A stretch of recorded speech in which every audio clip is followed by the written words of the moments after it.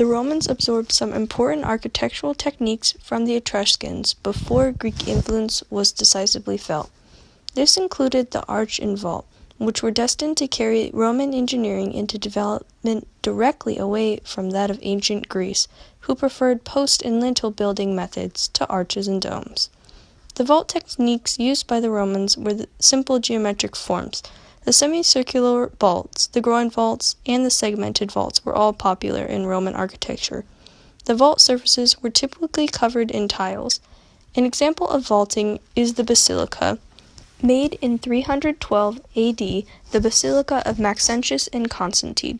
Started by Emperor Maxentius, completed by Emperor Constantine, this structure is almost unprecedented in terms of scale in history of architecture.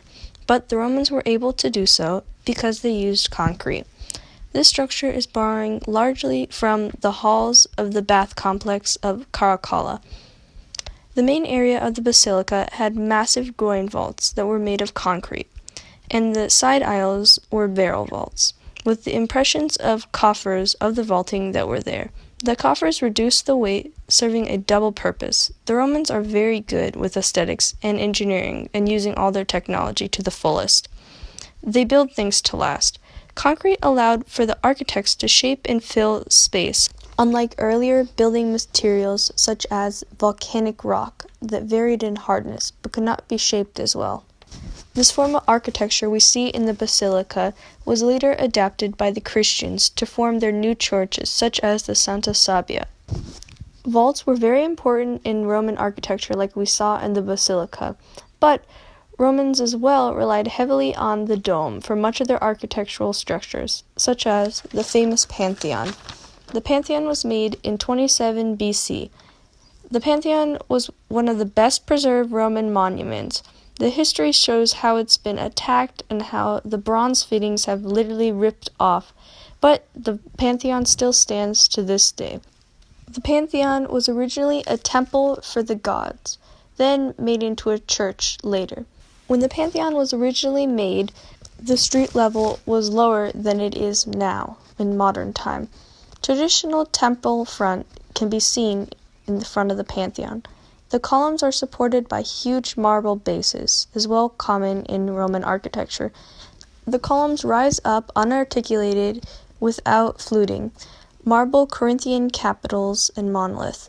Single pieces of stone. Unlike Greek columns, they were not segmented or cut. They were imported from Egypt, which is well shown Roman wealth. Emperor Hadrian commissioned the construction of the Pantheon. Roman architects came up with plans to map out their buildings. The Pantheon is a radial or central plan. It has a central point and all the walls radiate around from it. Unlike traditional Roman architecture, this structure does not have a point that is on the floor, but rather the central point is in the middle of the floor and the ceiling. The Pantheon is large enough to be a perfect sphere. There are a lot of circles and rectangles inside the Pantheon, and Romans usually had a lot of geometric shapes in their architecture. This structure is concerned with ideal geometry. It is dynamic and dependent on concrete. Roman architects had to think about how to support the weight and pressure of the dome. This shows how the use of concrete is boundless.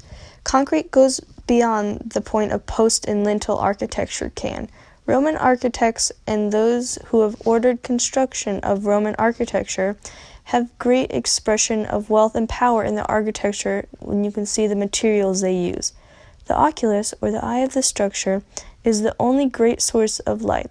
The oculus is not covered, which means anything can get into it. It is a great monument of the ancient world, but in fact, it was admired and copied in the Renaissance period. The Pantheon is a very influential building in architecture. In the Renaissance and in the modern era, we still see the use of architectural techniques that the ancient Romans had used to create it.